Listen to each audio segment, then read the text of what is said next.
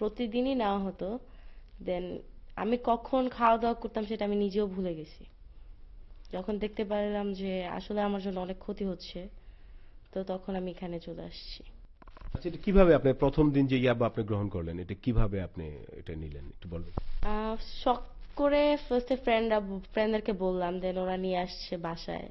দেন নেওয়া হওয়ার পরে তো প্রতিদিনই নেওয়া হতো এটা। মানে আপনি জানলেন কি করে যে এটা একটা মাদক, এটা নেওয়া যায়, বা এটা কিভাবে আপনি? আর ফ্রেন্ডদের কাছ থেকে শুধু শুনতাম যে এটা ওরা নেয়, বাট কিভাবে নেয় সেটা জানতাম না। আসলে এটা খুব দেখার ইচ্ছা ছিল যে আসলে সেটা কিভাবে নেয়। সেটা দেখতে গিয়ে নিজেও শিখে গেছি সেটা নেওয়া। আচ্ছা, তো এটার পরিণতি আপনি এখন কি মনে করেন, যারা এটা নেয় আর কি, বা যারা যদি কেউ গ্রহণ করে এরকম ইয়াবার মতো মারাত্মক মাদক, আপনি তো এটার ভুক্তভোগী, আপনি কি মনে করেন? সেটার পরিণতি খুবই খারাপ হয়। নিজের শরীরের জন্য অনেক খারাপ হয়। ফ্যামিলির কাছে ছোট হয়ে যেতে হয়, সবার কাছেই ছোট হয়ে যেতে হয়। যখন নিজে বুঝতে পারলাম তখন আমি আসলে নিজে ভালো হতে যাচ্ছি। আর এটাই কয়জনে চায় যে নিজের ইচ্ছায় ভালো হয়ে যাওয়া। আচ্ছা, তো আপনি যে এটা মাদক গ্রহণ করতেন, আপনি এ তো অনেক টাকার ব্যাপার, কত করে কিনতেন এবং এই টাকাটা কিভাবে আপনি জোগাড়?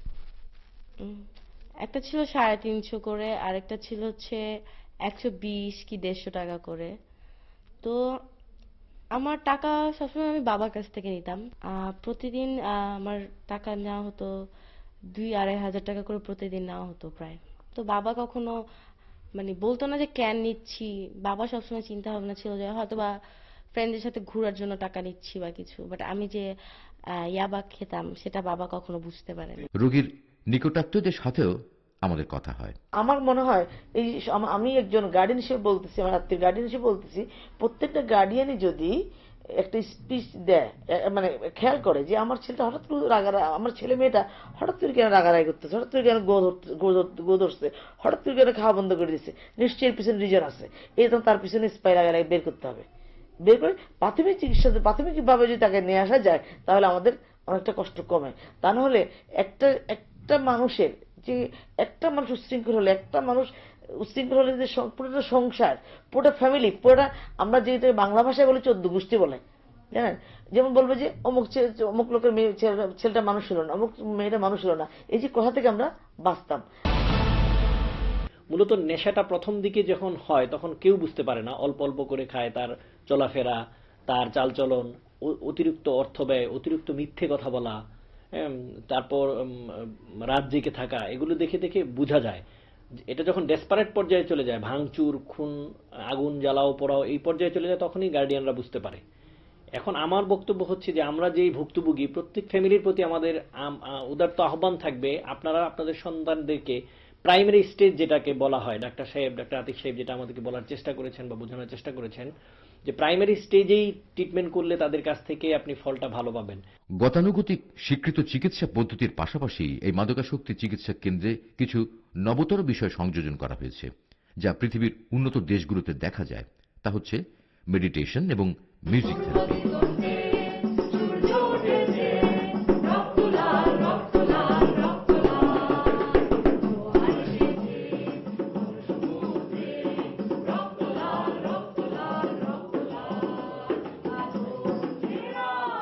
এই মিউজিক থেরাপির মাধ্যমে মাদকাসক্ত রোগীরা তাদের ক্ষত বিক্ষত মানসিক শক্তিকে পুনরায় দৃঢ়তায় নিয়ে আসতে পারেন, আর তা তাদের নেশার মৃত্যু ফাঁদ থেকে বেরিয়ে আসতে প্রচন্ড মানসিক শক্তি যোগায়, যা পাশ্চাত্যে স্বীকৃত। প্রিয় দর্শক, আমরা এখন আছি ঢাকার মোহাম্মদপুরের হুমায়ুন রোডের ঠিকানা নামক একটি মাদকাসক্ত নিরাময় কেন্দ্রে। এখানে মাদকাসক্ত যারা রয়েছেন তাদেরকে চিকিৎসা প্রদান করা হচ্ছে। আপনি বলছিলেন মাদকাসক্ত যারা রয়েছেন তাদের চিকিৎসার জন্য মিউজিক থেরাপির কথা, মেডিটেশনের কথা। তো এই সম্পর্কে আপনি একটু আমাদের বলবেন? আসলে আমরা সপ্তাহে 3 দিন এখানে এসে থাকি। তো এখানে আমরা মিউজিক থেরাপি, মেডিটেশন, যোগার মধ্য দিয়েই আমরা এখানকার পেশেন্টদেরকে, বা রোগী বলেন, পেশেন্ট বলেন, বা এরা প্রত্যেকেই অনেক অসাধারণ মানুষ। এদের ভিতরে অনেক ধরনের অনেক কিছু ক্রিয়েটিভিটিও আছে আসলে। তো দেখা যায় এগুলোর মধ্য থেকেই ওনারা প্রত্যেকের ভিতরে একটা অন্য ধরনের একটা সুস্থতা আমরা প্রকাশ পেয়ে থাকি। কখনো আমরা একটা দিন যায় হয়তো বা সারাক্ষণই আমরা গান করছি, বা ওনারাও করছে। তো এই যে গানের মধ্যে দিয়ে ওনারা আরেকটা নতুন একটা পৃথিবী খুঁজে পায় এবং ভালো লাগার একটা জায়গা তৈরি হয়। তো আমরা মনে করি প্রত্যেকটা মানসিক বলেন বা মাদকাসক্ত রোগী বলেন বা মাদকাসক্ত যে ধরনের মানুষগুলো আমাদের সমাজে আছে তাদের জন্য আসলে খুবই জরুরি এই বিষয়গুলো। মেডিটেশনের মধ্য দিয়ে বা যোগার মধ্য দিয়ে, সঙ্গীতের মধ্যে দিয়ে মানুষকে অনেক বেশি সুস্থতার জায়গায় উঠিয়ে নিয়ে আসা যায়। ঠিকানা মাদকাসক্তি নিরাময় পুনর্বাসন কেন্দ্রের চিকিৎসক ডক্টর আতিকুল হক মজুমদার তার এই চিকিৎসা কেন্দ্র সম্পর্কে বলেন। ঠিকানা মাদকাসক্তি ক্লিনিক, এটার উদ্যোগ আসলে আমার একার নয়। আমি এবং আমার স্ত্রী আজ থেকে প্রায় 7 বছর আগে এটার উদ্যোগ নেই। এটা আমাদের একটা পরিবারের মতন, অর্থাৎ এখানে যারা থাকবেন তারা নিজেদেরকে রোগী হিসাবে মনে করবেন না, তারা মনে করবেন আমাদের পরিবারের একজন সদস্য হিসাবে আছেন। সুতরাং এটা থেকে বাঁচতে হলে এবং আমাদের পরবর্তী প্রজন্মকে বাঁচাতে হলে আমাদেরকে এগিয়ে আসতে হবে পরিবার থেকে।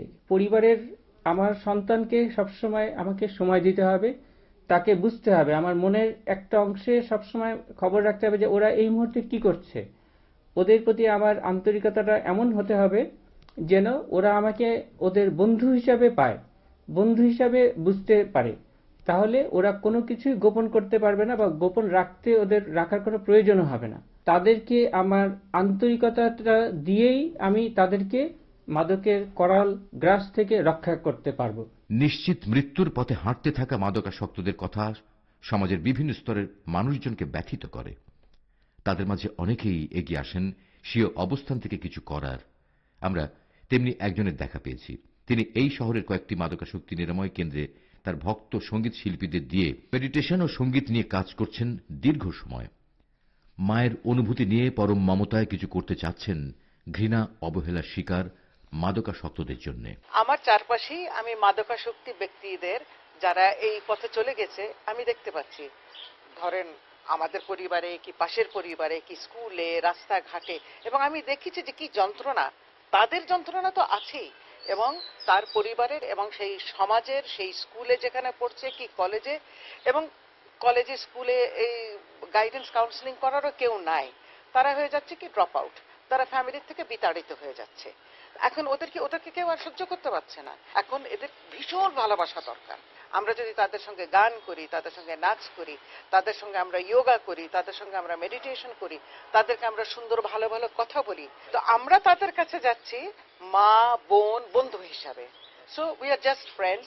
এবং এখন এটা music therapy is a kind of healing সবকিছুর জন্যই, আপনার মনের জন্য, আপনার হার্টের জন্য, আপনার যে কোনো জিনিসে মিউজিক শুনলে মিউজিক থেরাপি আপনাকে একটা অন্য লেভেলে নিয়ে যায়। এই অনুষ্ঠানটা হয়তো অনেক মাদক ব্যবসায়ীরাও দেখছেন।